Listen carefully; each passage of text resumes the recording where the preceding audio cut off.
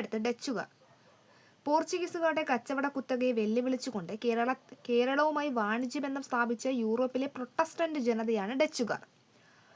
ഡച്ചുകാർ ഇന്ത്യയിൽ വന്ന വർഷം AD 1595. Indian Dutch east Indian company സ്ഥാപിതമായത് AD 1602. ഇന്ത്യയിൽ രണ്ടാമതായി എത്തിയ യൂറോപ്യൻ ശക്തികളാണ് ഡച്ചുകാർ. ഇന്ത്യയിൽ നിന്നും ആദ്യം തിരിച്ചുപോയ യൂറോപ്യൻ ശക്തിയാണ് ഡച്ചുകാർ. ഡച്ചുകാർ ഇന്ത്യയിൽ ആദ്യത്തെ ഫാക്ടറി സ്ഥാപിച്ചത് 1605 മസൂലി പട്ടണത്താണ്. കോഴിക്കോട് സാമൂതിരിയുമായി ഉടമ്പടി ഉണ്ടാക്കിയ ഡച്ച് ഈസ്റ്റ് ഇന്ത്യൻ കമ്പനിയിലെ പ്രതിനിധിയാണ് സ്റ്റീവൻ വാഡൻ ഹോഗ് അഥവാ അദ്ദേഹം ഡച്ച് അഡ്മിറലാണ്. സ്റ്റീവൻ വാഡർ ഹോഗ് സാമൂതിരിയുമായി ഉടമ്പടി ഉണ്ടാക്കിയ വർഷം 1604 നവംബർ 11. ഡച്ചുകാരും ഒരു ഇന്ത്യൻ ഭരണാധികാരിയും തമ്മിൽ രാഷ്ട്രീയമായി ഉണ്ടാക്കിയ ആദ്യ കരാറാണിത്. ഇന്ത്യയിൽ നിന്നും പോർച്ചുഗീസുകാരെ പുറത്താക്കാനായി ഡച്ചുകാരും സാമൂതിരിയും തമ്മിൽ ഉണ്ടാക്കിയ പരസ്പര സഖ്യമായിരുന്നു ഈ കരാർ. ഡച്ചുകാർ ആരെ പരാജയപ്പെടുത്തിയാണ് കൊല്ലം പിടിച്ചെടുത്തതെന്ന് ചോദിച്ചാൽ പോർച്ചുഗീസുകാരെ പരാജയപ്പെടുത്തിയാണ് കൊല്ലം പിടിച്ചെടുത്തത്. പോർച്ചുഗീസുകാരെ പരാജയപ്പെടുത്തിയ ഡച്ച് അഡ്മിറലാണ് അഡ്മിറൽ വാൻ ഹൂൺസ്. ഡച്ചുകാർ പോർച്ചുഗീസുകാരിൽ നിന്നും കൊല്ലം പിടിച്ചെടുത്ത വർഷം 1688 ഡിസംബർ 29. അഡ്മിറൽ വാൻ ഹൂൺസ് കൊല്ലം റാണിയുമായി ഒരു കരാർ ഉണ്ടാക്കിയത് 1659 ജനുവരി 7. ഈ കരാർ പ്രകാരം കൊല്ലം നഗരവും പോർച്ചുഗീസുകാരുടെ തോട്ടങ്ങളും വസ്തുവകകളും റാണി ഡച്ചുകാർക്ക് വിട്ടുകൊടുത്തു. അഡ്മിറൽ വാൻഡർ മെയ്ഡന്റെ നേതൃത്വത്തിൽ ഒരു ഡച്ച് നാവിക സൈന്യം പള്ളിപ്പുറം കോട്ട പോർച്ചുഗീസുകാരിൽ നിന്നും പിടിച്ചെടുത്ത വർഷം 1661. പിടിച്ചെടുത്ത ഈ കോട്ട സാമൂതിരിക്ക് കൊടുത്തു. ഡച്ചുകാർ പോർച്ചുഗീസുകാരിൽ നിന്നും കൊച്ചി പിടിച്ചെടുത്ത വർഷം 1663.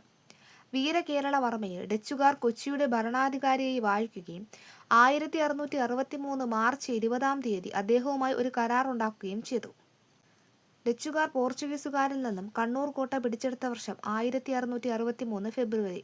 മാർത്താണ്ഡവർമ്മയും ഡച്ചുകാരും തമ്മിൽ ഒപ്പുവെച്ച സന്ധിയാണ് മാവേലിക്കര സന്ധി. 1740 സെപ്റ്റംബറിൽ വടക്കങ്ങൂർ രാജാവുമായി ക്ഷേത്രങ്ങൾക്കും പശുക്കൾക്കും ഉപദ്രവം ഉണ്ടാക്കുകയില്ല എന്ന വ്യവസ്ഥയിന്മേൽ ഉടമ്പടി ചെയ്തത് ഡച്ചുകാരാണ്. ഇനി പോയിന്റ്സ് ടു റിമെമ്പർ എന്ന് പറയുന്ന ബോക്സിൽ ഡച്ച് കൊട്ടാരം പണികഴിപ്പിച്ചത് പോർച്ചുഗീസുകാരും ബോൾഗാട്ടി കൊട്ടാരം പണികഴിപ്പിച്ചത് ഡച്ചുകാരുമാണ്. ഇനി അടുത്ത ഡെൻമാർക്ക് ഈസ്റ്റ് ഇന്ത്യൻ കമ്പനി സ്ഥാപിതമായ വർഷം 1616. ഡെൻമാർക്ക് ഈസ്റ്റ് ഇന്ത്യൻ കമ്പനിയുടെ രൂപീകരണത്തിന് മുഖ്യ പങ്കുവഹിച്ച രാജാവാണ് ക്രിസ്റ്റൻ നാലാമൻ. ഡെൻമാർക്ക് ഇന്ത്യയിൽ ആദ്യ ഫാക്ടറി സ്ഥാപിച്ചത് 1620. ഡെൻമാർക്ക് ഈസ്റ്റ് ഇന്ത്യൻ കമ്പനിയുടെ ഫാക്ടറികൾ ഉണ്ടായിരുന്ന ഇന്ത്യയിലെ സ്ഥലങ്ങളാണ് തമിഴ്നാട്ടിലെ ട്രാൻക്യൂബർ, ബംഗാളിലെ Serampore.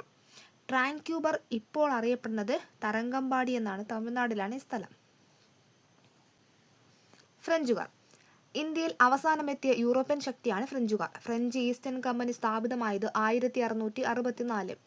French East Indian company സ്ഥാപിച്ച വ്യക്തിയാണ് Colbert. French East Indian company സ്ഥാപിക്കുന്ന സമയത്തെ ഫ്രഞ്ച് ചക്രവർത്തിയാണ് ലൂയി 14. ഇന്ത്യയിലെ ഫ്രഞ്ചുകാരുടെ ആസ്ഥാനമാണ് പോണ്ടിച്ചേരി. പോണ്ടിച്ചേരിയുടെ പിതാവെന്നറിയപ്പെടുന്ന ഫ്രഞ്ച് ഗവർണറാണ് ഫ്രാങ്കോയിസ് മാർട്ടിൻ. 1668 ഫ്രഞ്ചുകാർ ഇന്ത്യയിൽ ആദ്യത്തെ വ്യാപാര കേന്ദ്രം ആരംഭിച്ചത് സൂററ്റിലാണ്. ഫ്രഞ്ചുകാർ മസൂലി പട്ടണത്ത് ഫാക്ടറി സ്ഥാപിച്ച വർഷം 1669. ഫ്രഞ്ചുകാരുടെ പ്രധാന വ്യാപാര കേന്ദ്രങ്ങളാണ് മാഹി, യാനം, പോണ്ടിച്ചേരി, ചന്ദ്രനഗർ, കാരയ്ക്കൽ. ഫ്രഞ്ച് അധീനതയിലായിരുന്ന കേരളത്തിനുള്ളിലെ ഒരു പ്രദേശമാണ് മാഹി. മാഹിയിലെ ഫ്രഞ്ചുകാരുടെ ചരിത്രം ആരംഭിച്ച വർഷം 1721. ഇന്ത്യയിൽ ഫ്രഞ്ചുകാരും ബ്രിട്ടീഷുകാരും തമ്മിൽ നടന്ന യുദ്ധങ്ങളാണ് കർണാട്ടിക് യുദ്ധങ്ങൾ. ഫ്രഞ്ച് അധിനിവേശം ഇന്ത്യയിൽ അവസാനിക്കാൻ കാരണമായ യുദ്ധമാണ് 1760 വണ്ടിവാശ് യുദ്ധം. വടകരയിലെ ഭരണാധികാരിയിൽ നിന്ന് മാഹിയിൽ വ്യാപാരം നടത്തുന്നതിന് അനുമതി സമ്പാദിച്ച സാമ്രാജ്യത്വ ശക്തിയാണ് ഫ്രഞ്ചുകാർ. ഫ്രഞ്ചുകാർ ഇന്ത്യ വിട്ട വർഷം 1954. ഇനി അടുത്ത് ബ്രിട്ടീഷുകാർ. പോർച്ചുഗീസുകാരെയും ഡച്ചുകാരെയും പോലെ ഇംഗ്ലീഷുകാരും വാണിജ്യ കാര്യങ്ങൾക്കായിട്ടാണ് കേരളത്തിൽ വന്നത്. കേരളത്തിൽ ആദ്യമായി വന്ന ബ്രിട്ടീഷുകാരൻ എന്ന് വിശ്വസിക്കപ്പെടുന്നത് മാസ്റ്റർ റാൽഫ് ഫിച്ച് ആണ്.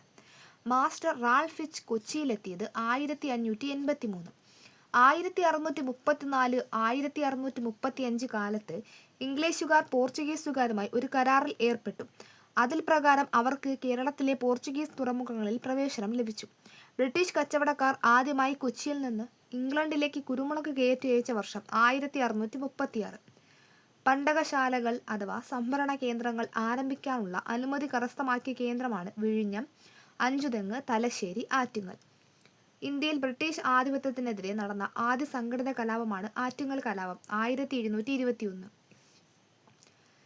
ഇംഗ്ലീഷ് ഈസ്റ്റ് ഇന്ത്യ കമ്പനിയുടെ പ്രതിനിധിയായി എത്തി സാമൂതിരിയെ സന്ദർശിച്ച് വ്യാപാര ഉടമ്പടിയിൽ ഒപ്പുവെച്ചത് ക്യാപ്റ്റൻ ഹീലിംഗ് ആണ്. അത് 1615.